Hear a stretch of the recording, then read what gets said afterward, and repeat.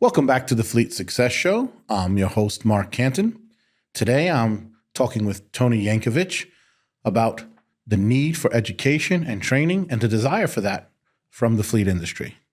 Let's get into the show. This is a Fleet Success Show, dedicated to helping you and your fleet succeed using the experience of fleet professionals and Hall of Fame fleet legends. The show that explores how the pillars of stakeholder satisfaction, intentional culture, resource efficiency, and risk management all combine to lead your fleet to success. We're glad you're here. Now, let's get into the show.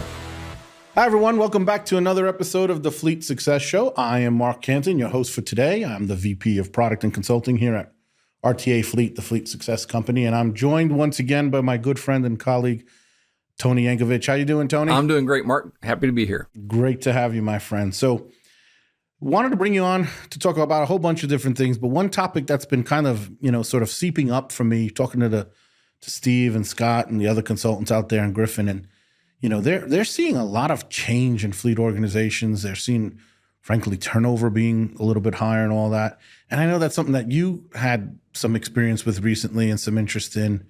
And I'm just curious, what are you seeing? How is this manifesting itself? What are your takes on it? That sort of a thing. Bring us in. Sure. Well, I've been in the fleet industry for over 35 years now, and as a full-time fleet consultant the last, almost 26 years. So I've been doing this quite a while. And what I can say without a doubt is over the last 5 to 7 years, there's been more change in the industry than I've experienced in my 26-year career as a consultant. So many different things. Obviously, the technology, the push towards electrification, the use of data, analytics, the use of data-driven decision-making.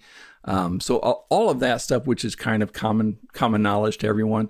But one of the things that I've seen recently is what I call a renewed hunger for fleet knowledge. One of the things that we've talked about quite a bit over the last several years is the technician shortage, with the lack of skilled and experienced people on the shop floor, but also the change in leadership. So before, it was almost a given that you started on the shop floor as a technician, you turned wrenches for 15 years, you moved up to a shop supervisor when there was a vacancy, you worked in that position for another 5-7 years, and then finally, if the fleet manager ever left, then, the shop supervisor was the next logical candidate. And that was kind of the way to go. And people were not given any training. They weren't given any leadership skills. They simply had to learn the role once they got there. And I think the change that I'm experiencing and seeing is that people were wanting to learn. They're wanting to learn now. They're wanting to learn while they're in a position so they can be ready for that next step. So we're seeing, I think, probably more interest in certifications from the technicians now than ever before. Really? Yes. Wow. We're seeing, I'm getting more comments and questions when we're on site doing a study that technicians walk up to me, hey, where can I get more information? I'm like, well, the ASE certification test. He goes, no, I know all that stuff. I already have my master certification. I want to learn how to be a supervisor. I want to learn how to be a manager. My goal is not to be a technician my entire life. I want to manage a fleet. And so what we're really trying to do is put them on a path where they can, find out where they can learn about being a leader, being a supervisor, managing more than just the work in their bay. So now they have to learn all the other things that are involved with managing a fleet. And Mark, you and I have talked about it a million times, is there's so many business disciplines involved in managing a fleet that, you're an asset manager, you're an accounting manager, you're a budget manager, you're a finance manager, you're a risk manager, you're a warehouse manager. I mean, and it goes on and on. We could spend a whole podcast just listing Operations these. manager, right? Yeah. You do staff development. You got to know finance. You got to know accounting. You got to know budgeting. You got to know risk management. I mean, you said it, man. It goes on and on. You got to be a trainer. You got to, be the safety monitor. I mean, it just doesn't stop. We've put together lists on this, and we literally have to call it for time because we don't run out of ideas of the disciplines that either the fleet manager better be good at, or they better have someone on the team who's really good at it in the overall program. It's a great point. Well, absolutely. And there's just nowhere to learn that, and so I've seen more interest in, leadership classes, leadership skills. One of the things that we're seeing a lot more of lately is the attendance at these conferences. It has exploded. I mean, just our RTA Connect this past month, or I guess a couple of weeks ago, record turnout. I mean, the most people that have attended our fleet conference ever. And it's because these people have a thirst for knowledge. They're hungry to learn more. And so I think that's fantastic. And I do see it from the shop floor up.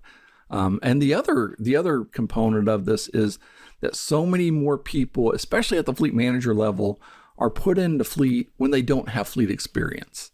It's we worked with an organization doing a fleet study, and one of the things that the guy said, he goes, I was hired in to be the fleet manager to help manage this organization. So I'm managing assets, I'm managing resources. I can do that. I don't know fleet, so I need to learn fleet to go along with that. And so we're seeing so many more people trying to learn all these things. And one of the interesting thing is, I did a little research on the conferences, but people like NAFA, people like GFX, people like NTEA Work Truck Show, all have had record attendance over the last couple of years. In fact, I think it was NAFA for 3 or 4 years in a row said record-breaking numbers. And so the number of attendees at these conferences of people wanting to learn more, wanting to network with their peers is just gone through the roof. It's interesting too that thirst is there, because one of the things we talk about is there really is a lack of supply. So, I mean, the demand is there. And you're starting to see folks, obviously NAFA does a great job with their CIFM. I think Fleet Pros does a great job with, that sort of intermediary training of getting that tech to be a supervisor, how to be a shop supervisor, some of the things there. And, there's several other certifications out there, and it's great. I mean, I encourage you to take them all. But for whatever reason, man, we get no love. It's like you can go out and you can get degrees in transportation management, transit management, all kinds of adjacent industries, logistics, and they're all great. Go take one of those if you love fleet and get the closest you can, and then go do your CIFM or one of the other certifications. But what the heck, man? Why is there no degree yet in fleet management? I don't know the answer to that. I have a theory on it that I just came up with. That's terrible. But I'm going to say it anyway. I hope I don't get myself in trouble here, because I wanted your take on it. And if this is bad, you guys can tell me. But again, people have heard me say a million times by now, our industry literally makes the world go round. Like, you don't get your food to eat without fleet. Your sick grandma or the person who got hit by the car doesn't get to the hospital without fleet. The fire doesn't get put down without fleet. The bad guy doesn't get arrested without fleet. You name it, right? Like the military can't defend us, or like all of it. Your basic board meeting doesn't happen without fleet. You name it. You can't get your darn Amazon thing delivered to you without fleet. Yeah, I know they got the drones, but trust me, those things are on fleet vehicles long before the drone ever touches them. The list goes on and on and on. Like literally, modern society as we know it is utterly dependent on fleet to exist. And I'm not exaggerating. I really don't think I am. And yet, we don't have a degree. And yet, we have leadership not understanding the importance of investing in CapEx and replacement, and on and on and on. So here's my theory on the degree. And higher ed folks, don't hate me. I worked in higher ed for 20 years, Fordham University, New York City. Go Rams. Love you guys. I miss you tremendously. You're wonderful people. But here's my theory. I think that degree programs are often created with a return on investment in mind. I have no proof of this. This is pure speculation on my part, right? But if I'm a university, I'm thinking, okay, what degrees can people go out there, be fairly well gainfully employed, so that they can then donate back to my university and help me grow my program and my university, right? And nobody's doing that for fleet. Why is that? Is it because of that history you mentioned of people kind of working their way up from tech shop?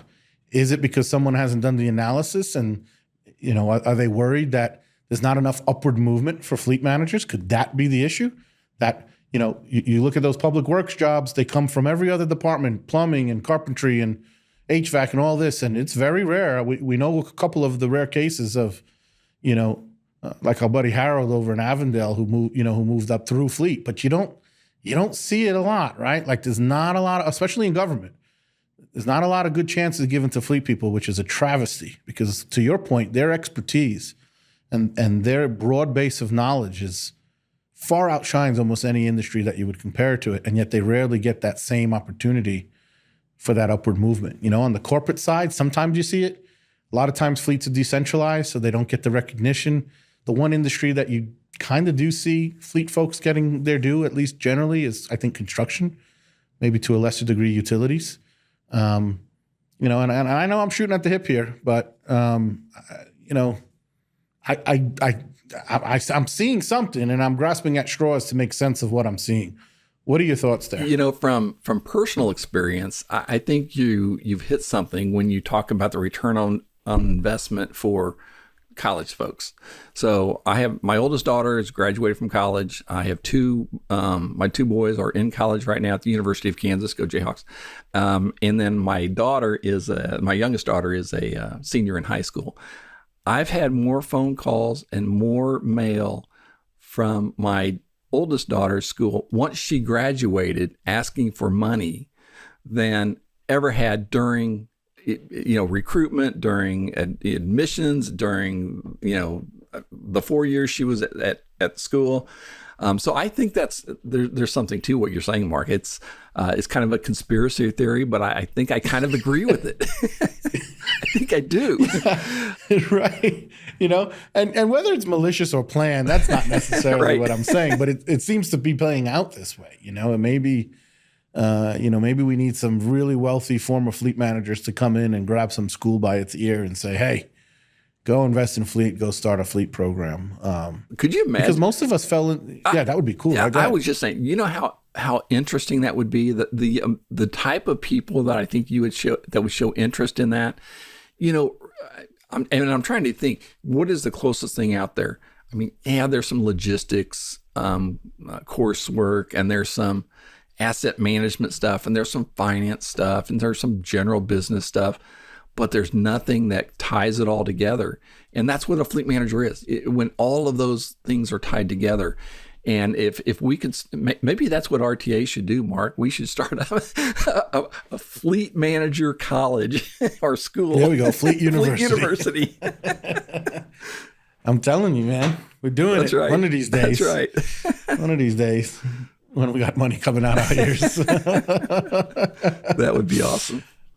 Yeah, that would be cool, but we need it. It would be really cool. Fordham, come on, do it. I'm telling you, there's plenty of work there. And the funny part about that is I do know from my time, at Fordham, both also professionally and personally, there is a market for sort of like untapped potential and untapped sort of major. So here's what I mean by that, right? Like I remember when I was graduating Fordham, and I was figuring it out. At this point, I knew I liked fleet and I knew I liked transportation. I was doing both. And I actually got recruited. I was a philosophy major, and it was like, well, what are you going to do with that? Right? Because it was the most practical degree you could possibly take. And it turns out there was like 3 things that people did with philosophy majors. One was study more philosophy and become a philosophy professor. The other was try to go to law school. And the third was completely change your career, take something else and go do that in graduate school, right? Which is, by the way, what I ended up doing. I got an MBA. But at that time, the FedExes of the world and the AHLs and UPSs of the world, they had these really cool management track hiring programs. I don't know if they're still out there or not. I have no idea. But they were looking for, how do I get my hands on talent? And obviously they didn't want to compete with finance for finance majors, right? That sort of a thing. And they looked for, that kind of thing. And they were really interested in math majors and philosophy majors because of the logic involved with doing really good logistics and the efficiency associated with operations management, that sort of a thing. Turns out philosophy majors have really good acceptance rates in grad schools and all that other stuff too. So it's cool. So my point is, like, we've been talking a lot about getting more young folks into the profession, getting more talent in.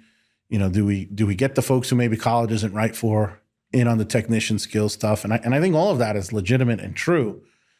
I'm just wondering if we need to think next level about it, right? Like, there's got to be a ton of art history majors who graduated 4 years and went, oh crap, now what do? I really don't want to pour coffee for the rest of the life. Exactly.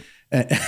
And where are those untapped, talent pools in any area, whether it's college or school, whatever it may be, and try to figure that out and figure out how can we attract them to the industry, that sort of. It's almost like there's this great divide. You've got your traditional, higher education, college degree programs, and then you have the technical schools, which are either a 2 or 4 year, technical degree and trades degree. Right. Somehow we need to merge those and consolidate those together, because the people in those technical schools could certainly benefit from coursework in finance and logistics and asset management. And so there's a lot of, I think, collaboration that could be done between those type of organizations, or, maybe it's a 2+2 program where you go 2 years and you get your technical expertise in the trade school, and then you go 2 more years and get, whether it be an associate's degree or something like that in a more traditional college setting. I think there's some type of a program that would meld both of those together that would be very effective. Because no one goes to school for fleet management, chances are you were never formally trained on how to successfully lead a fleet. That's where the Fleet Success Playbook comes in. The Fleet Success Playbook is your guide to building a safe, reliable, and efficient fleet that provides exceptional service. Learn all about the 4 pillars of fleet success: stakeholder satisfaction, intentional culture, resource efficiency, and risk management. Get nearly 100 years of combined advice on common challenges, practical solutions, actionable tips, and real examples from fleet industry experts who have been there and done that. Visit www.fleetsuccessplaybook.com to request your free copy today. Yeah, and we need it now, right? Like I don't know if you've been talking with the guys, but man, Steve and Scott's, and they've been, so many of their projects are, the reason the project exists is because there's been so much turnover in the organization. And to your point, many of the folks coming over have never seen or touched fleet a day in their life, and they're making the most of it. We talked for many years. Paul Loria used to espout about the perfect storm was coming. Steve was certainly on that bag. He still is. Steve will tell you we're in it now, and I don't think he's wrong. And the idea was, hey, we got all the boomers leaving. We don't have the influx of talent coming. It's going to hit. I think we all thought it would be hitting like last year. This year, I saw some studies, and I remember reading in a study in 2018 that suggested that there would be more technician positions than there were technicians by 2024, and then COVID happened, and it accelerated all of that. And so the perfect storm was here, and it was on us before we had a chance to really wake up to it, let's say. And so it accelerated all of that. People left. And then I remember around 2022, you had all these people who had already retired. And it was like Tony Montana. Every time I try to get out, they keep pulling me back in. They couldn't retire. We wouldn't let them retire. No. We kept making the incentives like, no, you got to fleet manage here for another 6 months or a couple of years, or until you train a mentor, a mentee or something like that. It just went on and on. But there's a part of it that feels like we're, I don't want to say house of cards, but it feels like we're holding the darn thing together with duct tape and string and yarn. Like we need action now. Definitely. And to your point, that maybe that explains why all the interest in the conferences and the demand for more education and so forth and so on. And I think another part of this is the fact that not only do we have the perfect storm with all the baby boomers exiting the workforce, but there's been a lot of studies on the duration of time that a person in a specific generation stays in a job. So baby boomers, on average, they stay in a job for 15 years. So, you hire a technician, you can plan on them being there for a long time, and then they get promoted. Guess what? They're going to be there for a lot longer. So you didn't have that turnover with the older generations. And then the Gen X, their turnover is about every 5 years. The millennials turnover about every 2 years. They're switching positions or jobs. Yeah, and it's still the number, huh? It's scary. Man. And the scary. Gen Z, there's not enough data out there on them yet, but I don't like where this trend is going. So we're going to need to do something. And yeah. And it's not just the retirements that we now need to worry about. It's just people that I'm going to do this. I'm going to turn wrenches for 2 or 3 years. Then I'm going to go try something else. And that's the way these younger generations do. If they're not being mentored and they don't feel valued and they're not being trained and they're not being upskilled, then they start looking around. And they're not, just because they're a technician doesn't mean they're going to just move to another shop.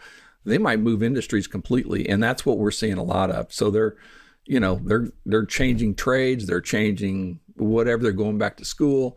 So there's been a lot of change with the rapid leaving of the industry within the younger generation. That's a great point, man. If that, that's the call for having a map, right? Having a career growth plan for the people you hire is so important. And some people are going to have to leave, right? There's not a spot for everyone. There's less seats as you move up the ladder, but having that ability to, boy, it would be better to have them bounce around within my organization than lose institutional knowledge constantly and having to replace it. So, that's a really good point, which then brings us back to, that other part, which is, hey, you want upward movement, you get to fleet manager. I mean, what would be your advice? Hey, I've been a fleet manager. I've established myself. I've got a good reputation. I know my stuff.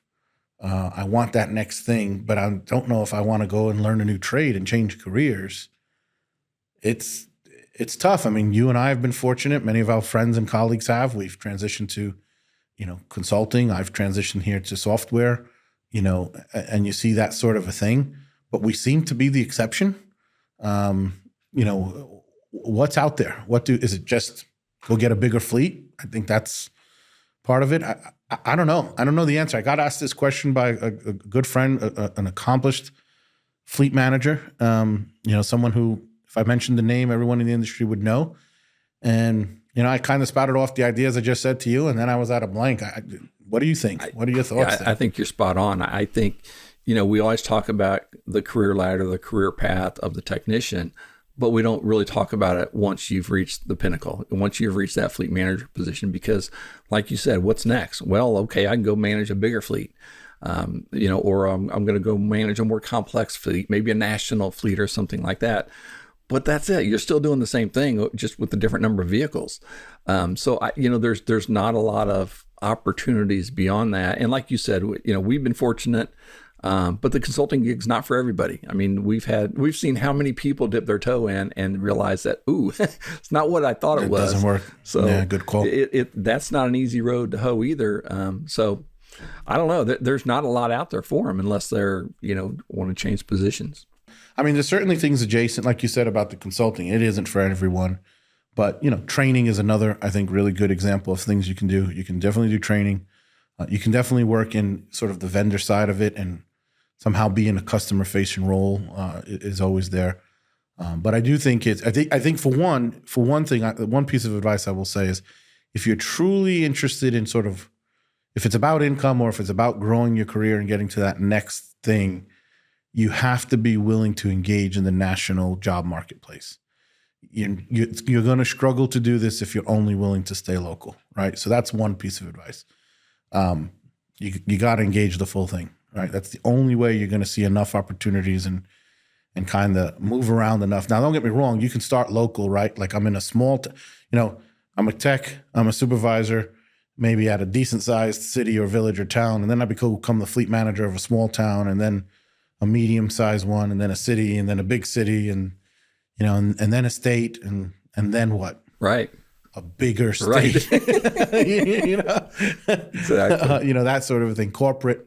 Jump to corporate. I mean, it sounds like we're talking about Steve's career here.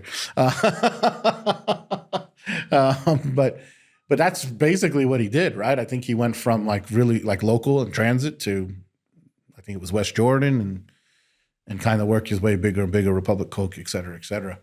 That really is the path, folks. And Tony's right. It's the same thing with more assets, but there are new challenges when there's a big difference between managing a 300 asset fleet and a 3,000 asset fleet and a 30,000 asset fleet. Those are major jumps, and the things that you tend to be concerned with, the folks you're interacting with, it changes pretty dramatically. So I still think there's plenty of challenge there for those who are seeking a challenge.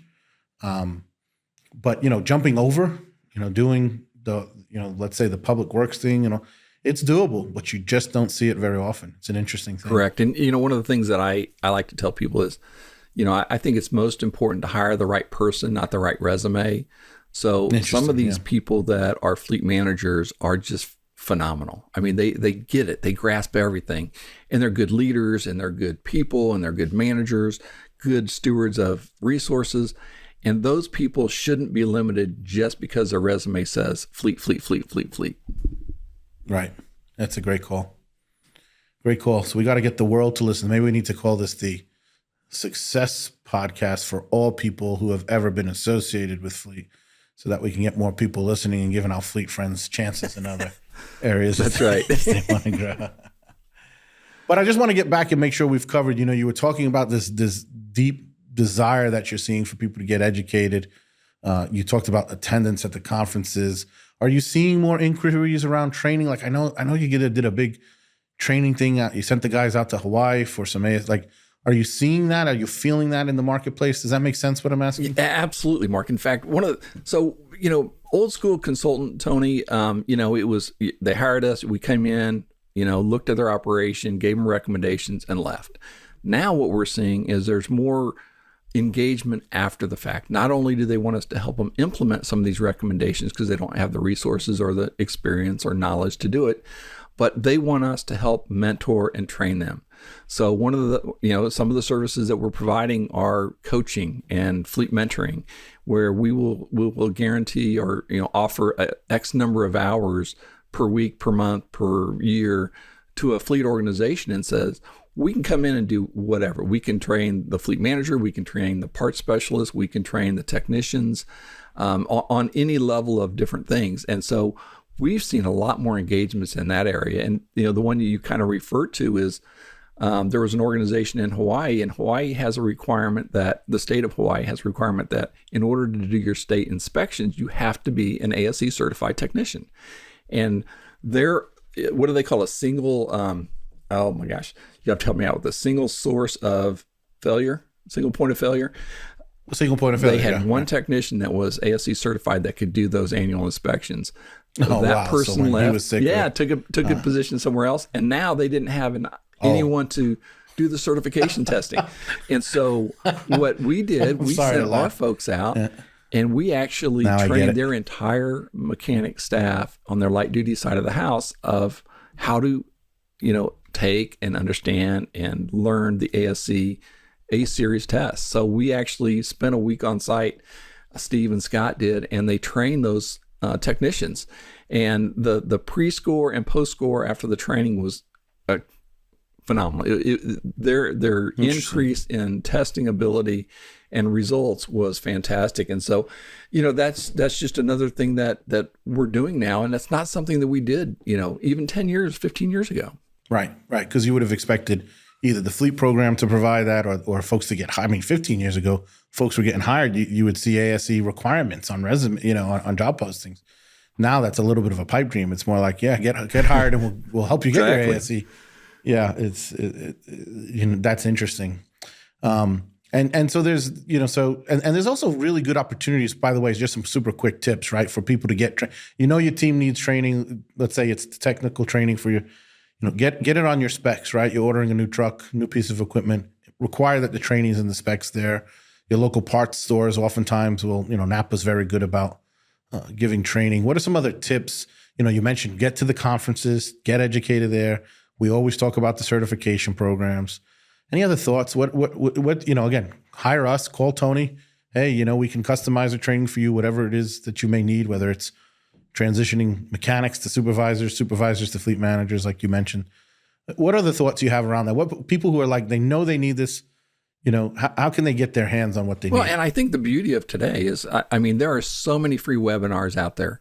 People like JJ Keller, they have free webinars almost every week about, DOT compliance, driver regulations, safety inspections. So they have all kinds of free training, usually last an hour or so when they put it on. So there's all kinds of free stuff out there. The other thing that I would say to do is network with your peers. I mean, if you're a trucking company, find a nearby trucking company that maybe is not your competitor, direct competitor, but find out what they're doing. Find out, it maybe do some cross training or bring two organizations together and then bring in a trainer so you can split the cost, even, spread the cost That's even more. That's a great thought. So I think there's a lot of creative ways to go about getting your training. And I just think people need to make it a priority. Get out of the box. Right. Exactly. Yeah. Good call. Tony, it is always a pleasure talking with you, my friend. Thank you so much for taking the time. I think we're going to have to call that a show. All right. Well, thanks for having me, Mark. It's always a pleasure, my friend. Have a good one. Take care, everybody. We hope you enjoyed the show. If you'd like to help support the podcast, please share it with others. Post about it on LinkedIn or leave a review. Want to learn more about our fleet management software, Fleet 360? Check us out at rtafleet.com. If you want to learn more about having your fleet evaluated by our consulting team, go to fleetconsulting.com.